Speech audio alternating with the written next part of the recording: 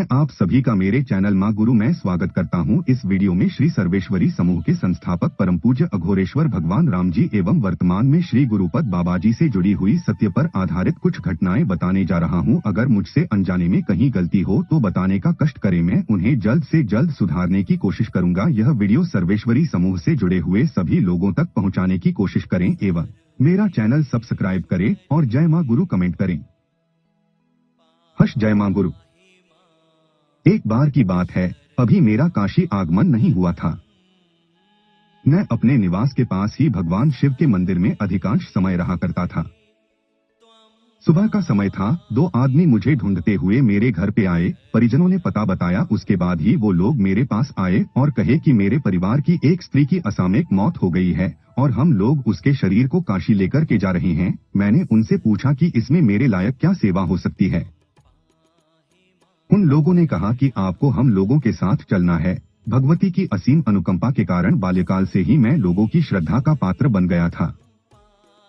मैं उनके साथ चलने को तैयार हो गया। जहां तक मुझे स्मरण है, मेरी उम्र 11 से 12 बरस की रही होगी। मैं उन लोगों के साथ काशी पहुंचा। उस समय रात हो गई थी।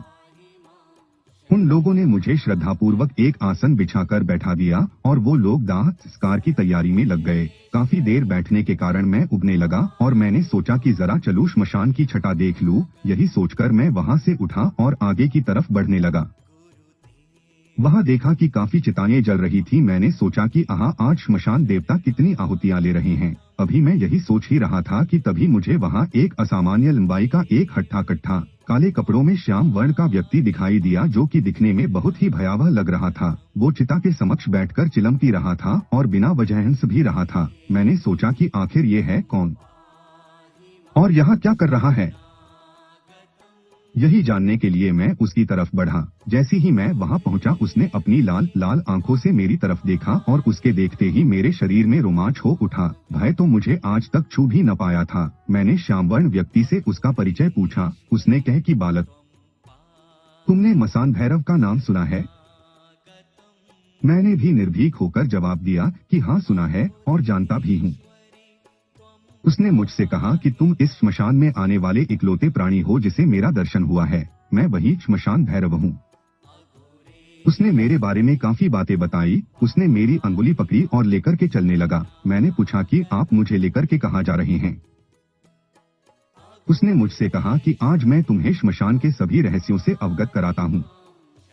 इतना कहते ही वह व्यक्ति एक जलती हुई लाश में सशरीर समाहित हो गया। ये देखते ही मैंने दांतों तले अंगुली दबा ली, क्योंकि अभी ऐसा चमत्कारिक दृश्य मैंने पहली बार देखा था। फिर थोड़ी ही देर में वह श्याम वर्ण व्यक्ति उस जलती हुई लाश से बाहर निकला। अब की बार उसके हाथ में लाल कपड़े से बंधी हुई मदिरा की बोतलें थी। उसके निकलने के बाद उस चिता से दो स्त्रियां निकली। फिर वो दोनों स्त्रियां और श्याम वर्ण व्यक्ति आकाश में जाकर मदिरा पान करने लगे। मैं बच्चा जरूर था, लेकिन सारे रहस्यों को जानता था। मैंने सोचा कि बाप रे बाप, कितना असीम शक्ति संपन्न है ये पुरुष। इसके तो इच्छा मात्र से ही सब कुछ घटित हो जा रहा है। ये तो सचमुच ही पूरे श्मशान का स्वामी है। थोड़ी देर में चिता की अग्नि शांत होने लगी तो वह मेरे पास आया और मुझे अपनी जांघों पर बैठाया और मेरे शरीर को सहलाया और कहा कि मैं श्मशान भैरव धन्य हूँ कि सशरीर किसी से मेरा साक्षात्कार हुआ है। उसने मुझे आशीर्वाद दिया कि अब तुम कुछ ही समय में ब्रह्मांड की सबसे ऊंची अवस्था अघोरेश्वर की अवस्था को प्राप्त करोगे। इस शरीर को सबसे पहला आशीर्वाद उसी श्याम वर्ण व्यक्ति से मिला। उसके बाद उसने कहा कि अब तुम जाओ, जिसके साथ तुम आए हो वो लोग तुम्हारा इंतजार कर रहे हैं। उसके दर्शन के बाद ही मैं हर समय स्वयं को असीम ऊर्जा से अभिभूत पाता था, मानो जैसे उसने मुझे स्पर्श करते ही अपनी सारी शक्ति मुझे दे दी हो। परम पूज्य अघोरेश्वर भगवान राम जी।